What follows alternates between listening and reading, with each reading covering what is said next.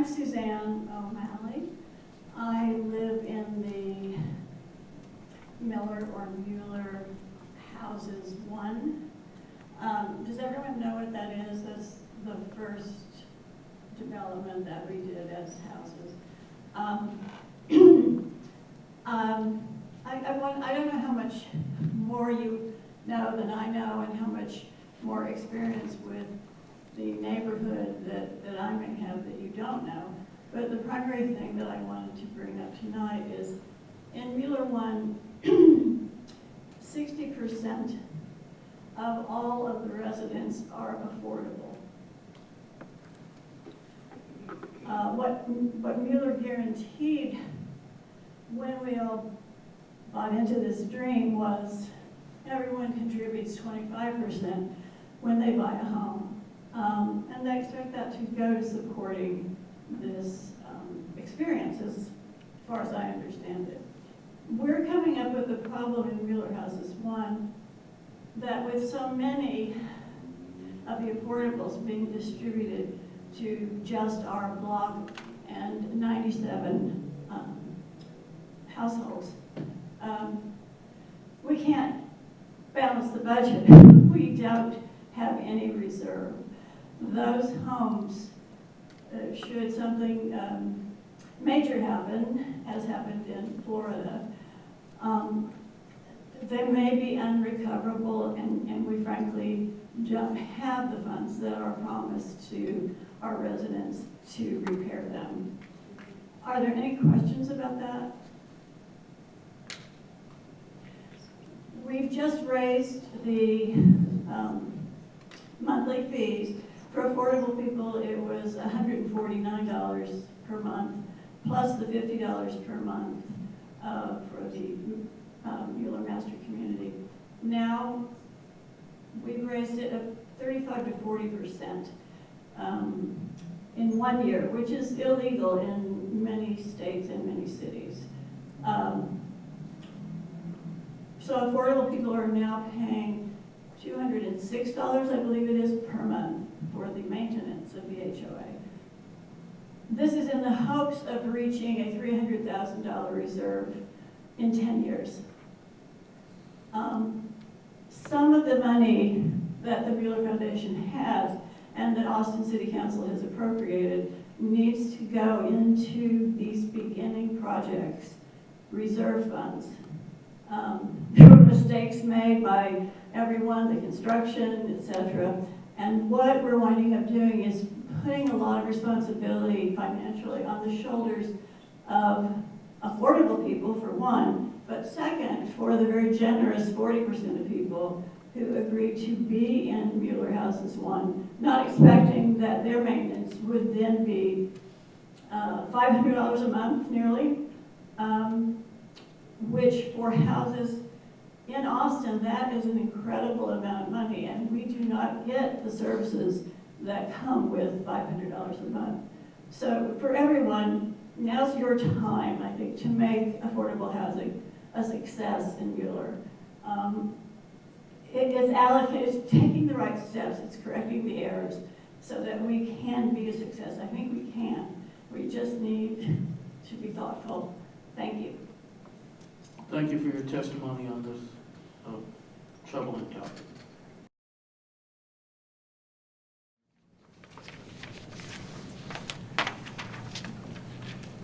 The next item on our agenda, and just for background, as many of you may recall, at our November meeting, we heard a presentation by the Mueller Commission Transition Work Group, and they raised several issues that they had discussed during their review of the project, and issues that are going to impact Mueller residents and the rest of this section of East Austin in the years after the project is completed. There was a discussion following the meeting about taking some of those recommendations and preparing them in the form of a resolution on a single topic. And since that time, the work group members have gotten together and they have developed a resolution related to sustaining affordable housing, the affordable housing programs here at Mueller. And I will I'll ask the work group chair to go ahead and kind of summarize this proposed resolution. Thank you very much. So the Mueller Transition Work Group sees that affordable housing is a critical component of the success of this project for the city, and therefore we are putting forth a recommendation to City Council, and basically that boils down to that the Austin City Council, we recommend them to evaluate the overall state and long-term viability of Mueller affordable housing at least 12 months prior to the expiration of the MDA, provide support relating to any necessary changes to maintain affordable housing at Mueller in that interim period and after the MDA expires. Formalize an annual reporting structure to the city on affordability at Mueller, and to consider ways that the City Council can support Mueller's affordable home program to help ensure that long-term sustainability of affordable housing initiatives are secure and will exist in perpetuity at Mueller. And I'd like to open it up to any of the members on the working group, if they have any comments or any thoughts for where we are. Or other members of the commission. Questions, comments, thoughts about this proposed resolution? Yes, Dave. Just out of curiosity, did we try to reach out to anyone in the affordables program to I don't even know who they would be, but any of the leaders sort of in that community to see if they had any potential thoughts on what might go in here? Just a question. No, we did not reach out to those. We mainly worked within the city and within the members of the working group. So I'm not sure if that was within our charter or if we were even able to do that. Okay. That's a good question. Yeah, and honestly, I wouldn't know who to ask exactly, but it's just that as I was reading through it, I was kind of trying to think of the kind of things that should be in here, and then I was like, I'm not sure I necessarily know enough to be, because I was sort of thinking about specificity about what we're asking for and whether or not we should be asking for things, more specific things or not. But I don't know what those are. So. Were there other entities or stakeholders that work group members contacted in putting together these recommendations, both this and the larger document that the work groups prepared? On the larger list, it was the Mueller neighborhood sorry, help me out. The property owners. Property owners. Transition group. And then economic development, and also discussions with hotels. Commissioners, other questions? Yes, Rick. It's not so much a question, it's more a comment to answer Dave a little bit. It's a lot of this is an attempt to make the council aware that, because there's a lot of council members that don't probably aren't aware of what's going on in Miller. So this is basically an attempt to make them aware that there's been a pretty successful affordable housing program. 25% has been exceeded, and that it's worth looking at to see how that might be kept going. That's kind of essentially what this is about. It's putting it a little bit on the city and the council as to how to do that they should be aware of it, do some research, have a presentation sometime within the next year, and then move forward from that on how they think they could keep affordable housing going in Miller. Affordable housing has been a priority of councils, Austin City Councils, for a couple of decades now, and so that's basically what this is about. Yes, Corky. Thank you. In kind of in the spirit of your comments, Rick, I'm offering a some replacement language for the last section.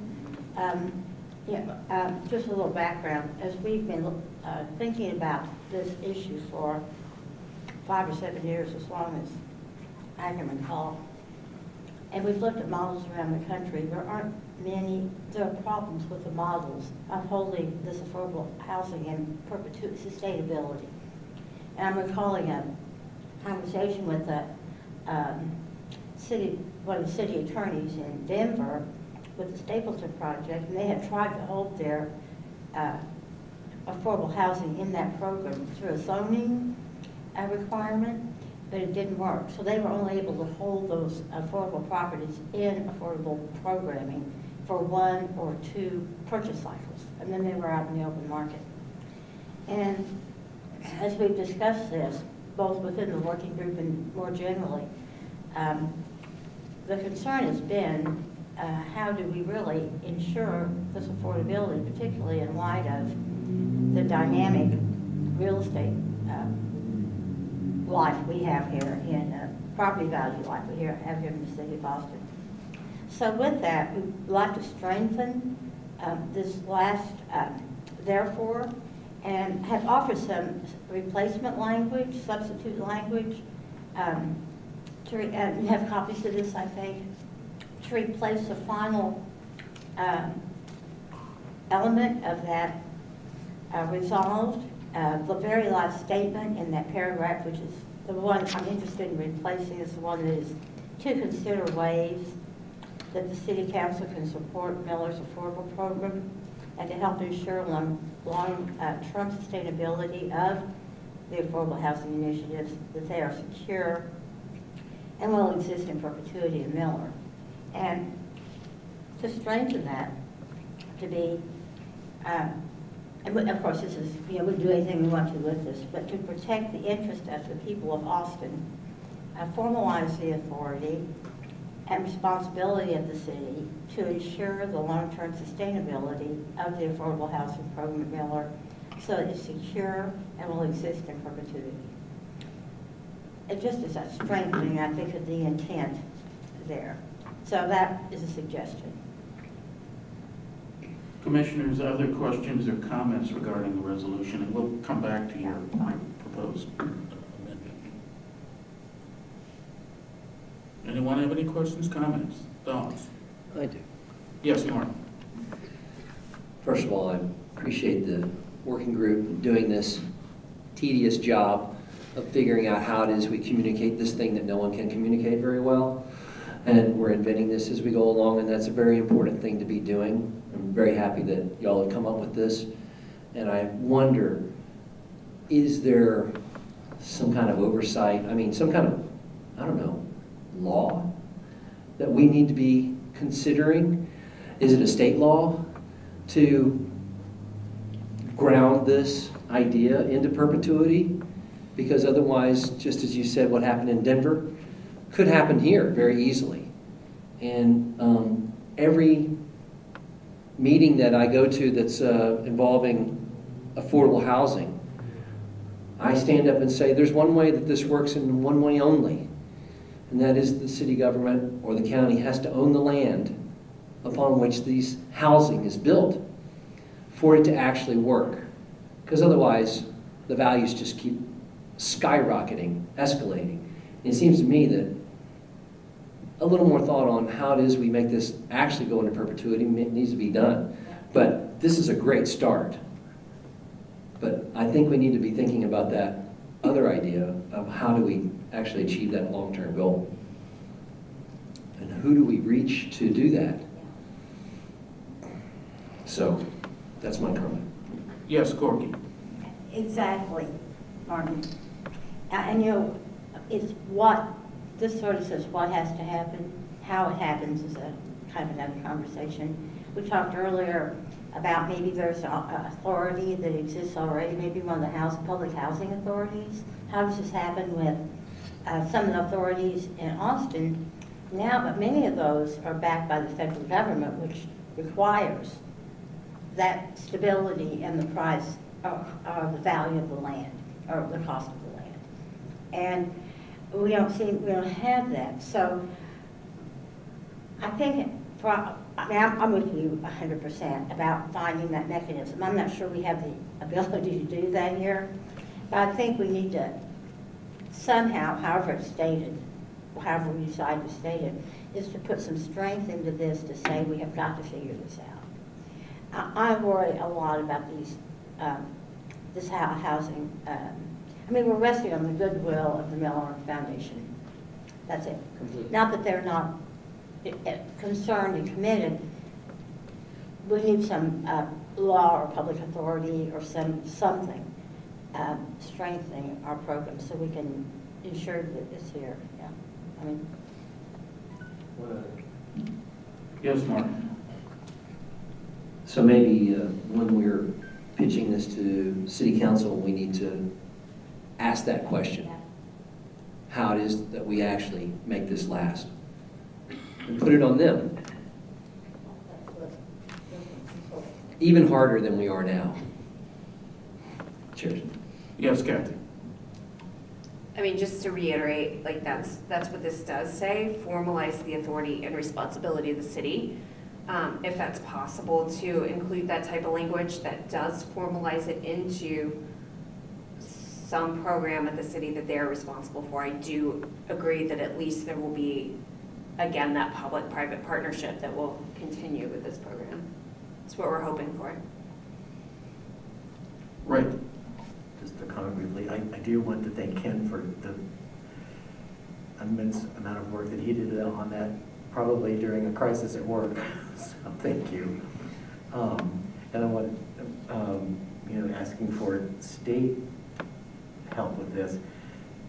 They tried doing, apparently Colorado has, I think it's called inclusionary zoning. That's the term that I hear used for zoning that allows affordable housing to happen, and that's not, we don't have that, and are pretty unlikely to get that in Texas anytime soon. So I don't know if the legislature would consider other ways, but I'm skeptical. So yeah, I think this has to be a City of Austin program that they come up with, an ordinance if need be. I think they can do that, but I bet it will come under some scrutiny. And so I just wanted to throw that in. Commissioners, other comments? Yes, Dave? Just a couple other, just kind of thinking about this for a second. If we weren't to do anything, and the council weren't to do anything, what would the default state be of the affordables program? Would it be just 100% just on the foundation to oversee it, and the city at that point is completely sort of released of any responsibility, or perhaps maybe the city's already released of the responsibility? I don't know, but is that, does anyone understand it differently? I believe that's. I guess the other question is I'm not a lawyer here at all, but is there anything that blocks the authority of the city from, because it's such a separate entity that's managing it? I'm wondering sort of what level of hooks we can actually put back into the system without being a lawyer and understanding how it was released and set up and whatnot. I just kind of wonder if, and obviously that's not something to put in here, but I just sort of wonder, as we think about the ways in which the city could potentially put their arms around this to try to continue it and make sure it survives, that I just wonder what their power actually is. I don't know if anyone has any. Dave, I don't know that, the key term is lawyer, and since none of us are attorneys, I don't know that we know the answer, or would probably be able to figure out how to word it, but I think if I understand what the work group is recommending, is that basically the city dive into this issue and try to figure out, is there a mechanism to achieve this objective? Yeah. And people who study this in detail, and at least on that topic, are a lot smarter than we are, hopefully could find some way to help reach the objective of preserving long-term affordability. And I also do want to recognize everybody's effort on this. Thank you. And my initial question, sometimes I forget the thank you part to start with. So I do appreciate it, and I'm struggling to, I think some of the additions are good, but I'm struggling to think of ways to boost it. Yes, Kathy? And Dave, just to clarify, like, am I on? Yes. Just to clarify it, like, this was to boost, this is like the strongest language that we could think of. So, I mean, yeah. So, I wanted to, I don't know if it's at this point, but I was gonna ask maybe for a friendly amendment. Before we get to that, we Okay. do need to, there may be public testimony on this topic, and we want to hear from our fellow Austinites if there are any who want to testify.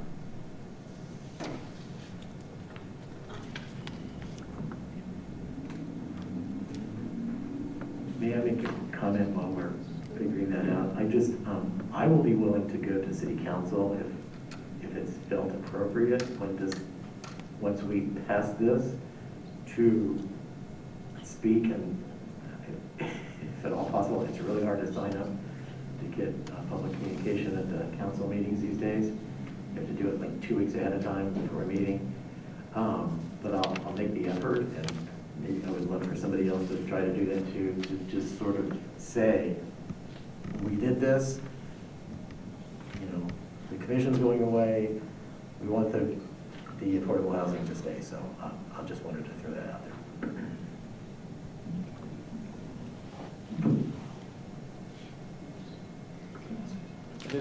Yes, go ahead, Ken. So just another thing to make sure everyone here is aware, while we are looking at this resolution, the other thing that we've done is we are sending to the economic development group a sort of a laundry list of things that we feel need to be focused on before we get to December 2024.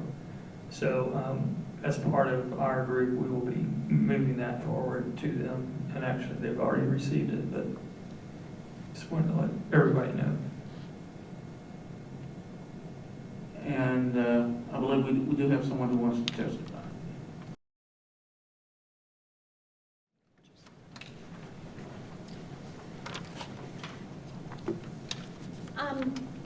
I'd like to add that, Yes, Ms. O'Malley. I'm sorry, Suzanne O'Malley, part of the Mueller houses, one. Hi, Kathy. And Dave is a neighbor of mine. I wanted to offer my help. Dave's question I thought was really good in terms of, can we consult people who are participating in the program? And by that I mean not only affordable residents, but also residents who have full price homes. I hope that you understand that when we bought into this program, it was not characterized by the sales folks as public housing. One must be making at least $55,000 a year or you can't live here. Sorry. And while that's not a lot of money, it's a lot of money for today, and it's a lot of money in Miller, it can be. So I am here. I left behind 3 couples and 6 children playing around in my house. Not mine, but my neighbors. And they would be at this meeting if they weren't raising babies. But they all come to me for some reason. And they share with me their concerns. And their concerns are many of the ones that you brought up. Nobody in any HOA meetings talks about how upset they are about making that extra $50 a month payment for their fees. They come to me, they say, Suzanne, and it turns out that I've asked so many of them to speak, and I'm used to public speaking. They aren't. Frankly, we're too shy.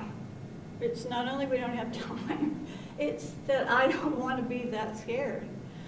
But, I mean, my architect, my neighbors are an architect, lawyers. I'm a published author and teacher at Yale.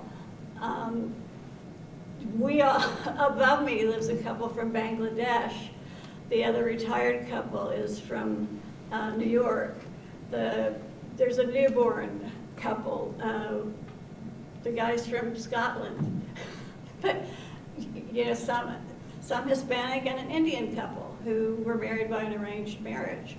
And all 6 families live together pretty much in harmony. It's really an exciting realization of what you guys wanted to do. And it can be done. I would just say, please incorporate these folks. I'll do my best to get them to talk to you and find a time that they can. But they really, really like to have input as to how things can work better for them. And I do see solutions. I see very precise solutions monetarily as to how we can continue in perpetuity.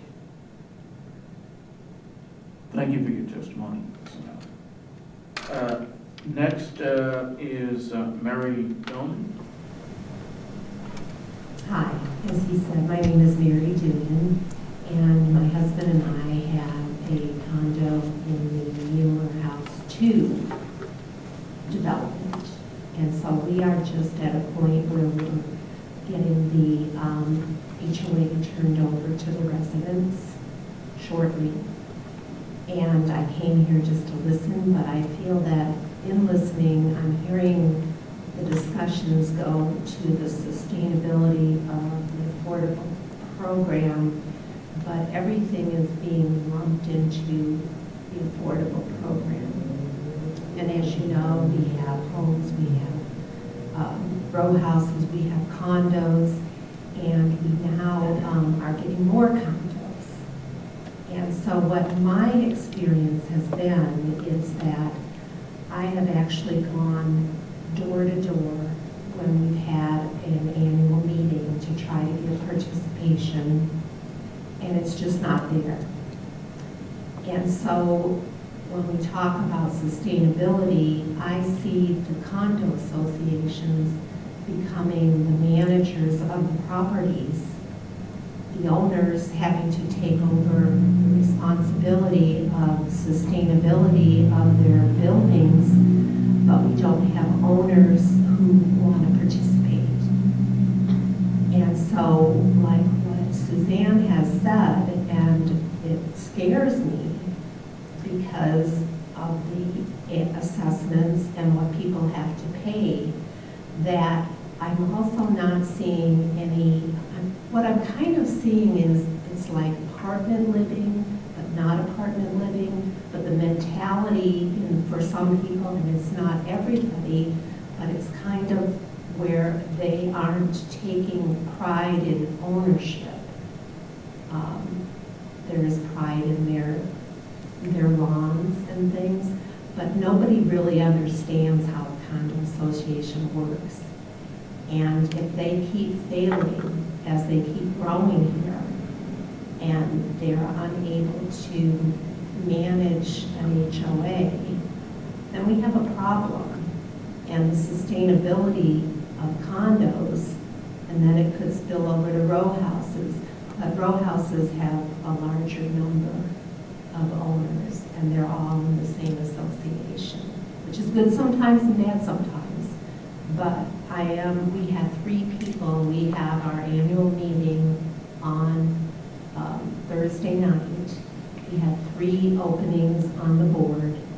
We have 3 people who ran.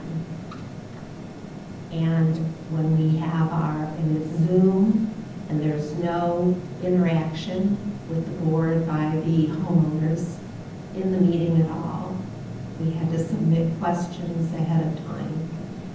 And so I'm just concerned about what's going to happen, and I really like the whole affordability program. I think it's great, but I don't know how much concentration is going into the individual people involved in the affordable homes. Questions? Thank you for listening. Thank you for your testimony. Next up is Preston Tyree. Thank you. Thank you. Good evening. My name is Preston Tyree. I am a homeowner with my wife in Mueller. The affordable program is, I think, one of the most important parts of our community. You've heard a lot of discussions tonight about houses and row houses and condos and apartments, and they're all part of the affordable program. One of the 6 guiding principles of this community is to have equity in housing. I thought it was interesting, they talked about equity and they said housing. I think it's critical that we maintain that so that we have a mix in Miller of people, a mix of human beings that makes this a true community. And I don't know how to do it. Okay, I'm not standing up here and saying I've got a secret that will make it work. But I think it's important for us to stand up and say it's got to happen. If it means that the city's got to take over some of the ownership of some of the property, okay, I'm ready to go with that. Whatever, we need to be very clear, this commission needs to be very clear to the city that the sustainability of the affordable program is necessary to the life and future of the Mueller community. Thank you. Thank you, President. We'll first start with, is there a motion regarding approval of the resolution? So moved. Is there a second to that motion? Second. Earlier, I heard that there is some interest in a amendment to the resolution. Is that the case? Yes. Is that amendment amenable to the person making the motion, the commissioner making the motion? Yes. Okay. Yes. Yes. Yes.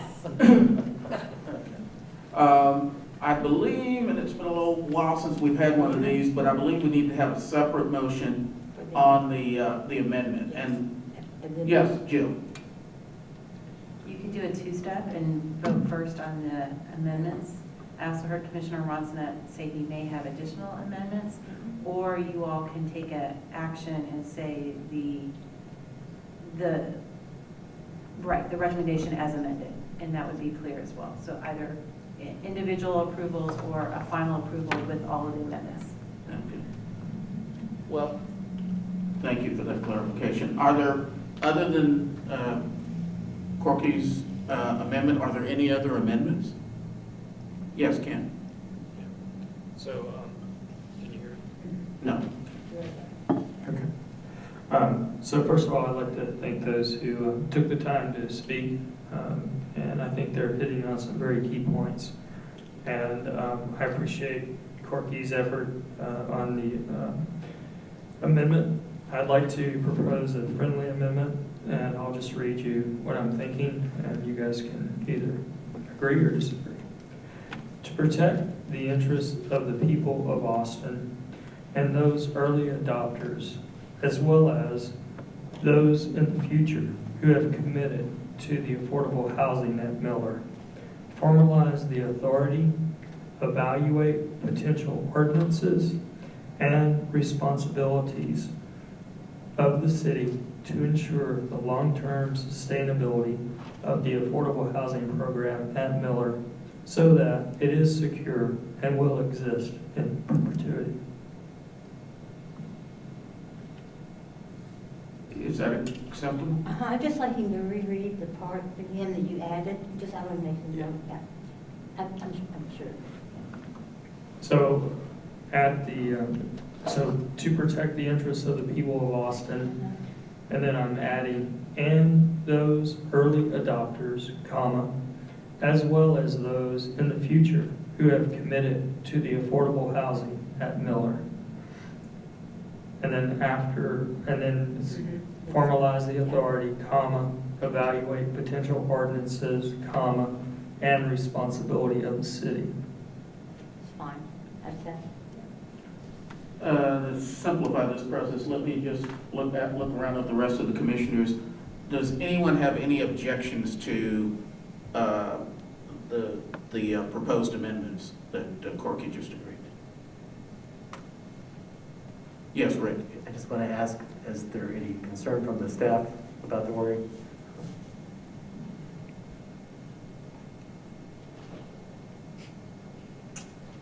Thank you. So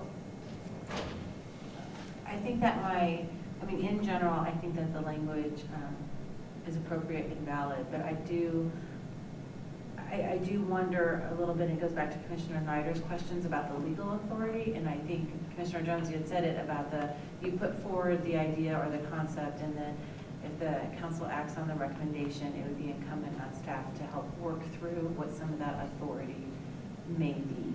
And so not being an attorney or not having vetted this through our law department as well, I don't know what specific authority or ordinance, I can't speak to what that could look like.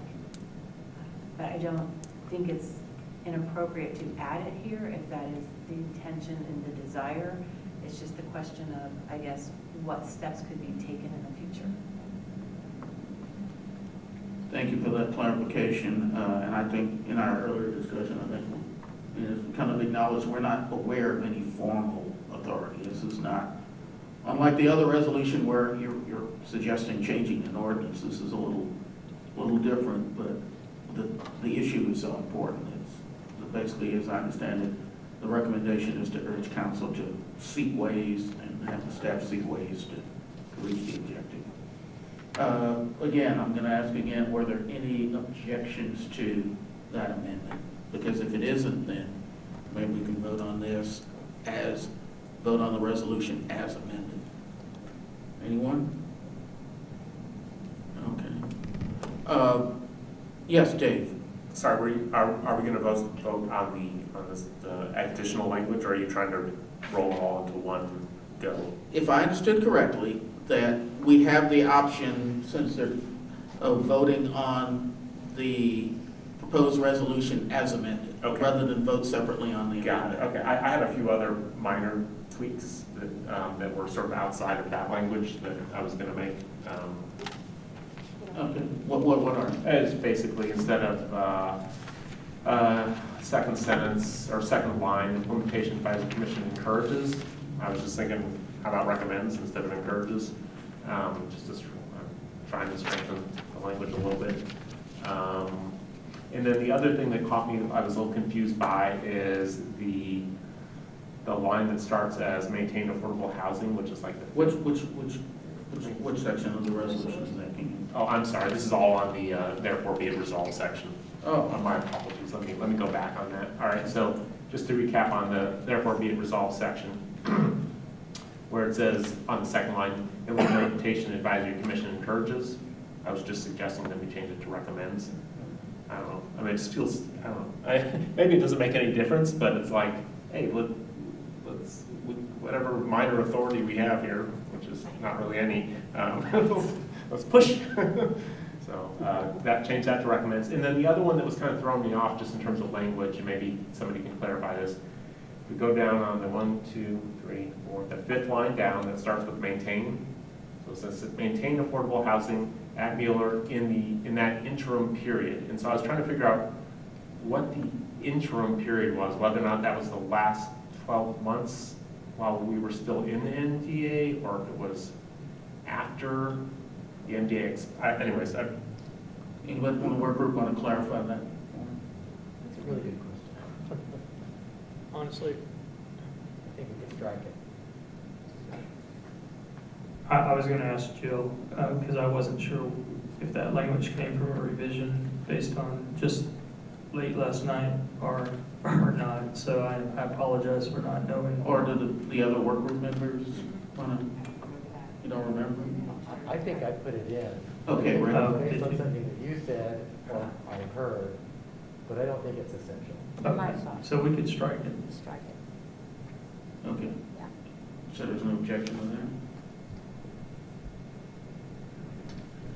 So would that read, maintain affordable housing at Miller after the MDA expiration? Yeah.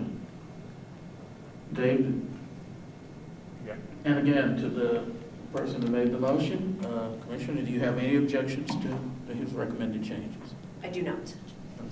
Okay. There may be a grammar, check me on this, it's not Yeah. mine. But after the first suggestion Dave made about the commission recommends Mhm. that the city council, I believe the two should be struck. The Okay. city council evaluate. Yes. Okay. Yes. That's it.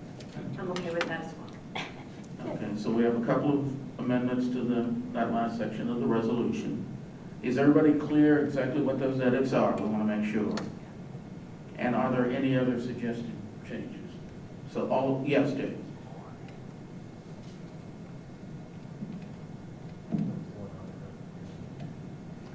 I don't know that this needs to be included, but I was just thinking about some of the discussion I had earlier about the different types. You know, not a lot of times when we talk about the Portals program, I think a lot of us think of the home ownership program, but there's also obviously the rental programs as well. And I think that's in this big umbrella here, but I don't know if anyone feels like we need to specify just to make sure, because I feel like that's sort of like it's like the smaller, I don't know, it doesn't get as much attention. I'm open to suggestions there if anyone thinks anything additional needs to be said about that portion of the program. And I'll ask the work group. My understanding was the fact that we didn't capitalize affordable homes, that was intended so that it was clear that it wasn't limited just to the affordable home program, but all affordable housing programs. Was that correct? You mean for sale and for lease? For sale and for lease. Correct. Yeah, and the apartments have covenants or long-term agreements that, or they have agreements to maintain, I don't think any of them were less than 40 years. I think some of them were even longer than that. So I don't know that we can change that. The city council could look at it if they were looking at. I think it's just all a matter of, a lot of this has to do with oversight. Right. And so it's just making sure that if the foundation fails for some reason or another, that there's somebody else that's got their eyes on it. Any other questions? All right. Is there a motion regarding the amended version of the resolution? I think if it's accepted, If it's accepted, we can then take the vote. I think we just take a vote on the, am I right? All righty. So the amendment, all of the amendments have been accepted. With those, and we're also going to take a roll call vote on this one as well. With those, Commissioner Nider, 4. Commissioner Rosinette, 4. Commissioner Hilliard, Yes. Commissioner Lukey, 4. Commissioner Sokolik, 4. Commissioner Jones, 4, Commissioner Kravaniak, 4. Commissioner Jackson. 4. The resolution is approved, and with the edits made tonight, this resolution will be forwarded to City Council.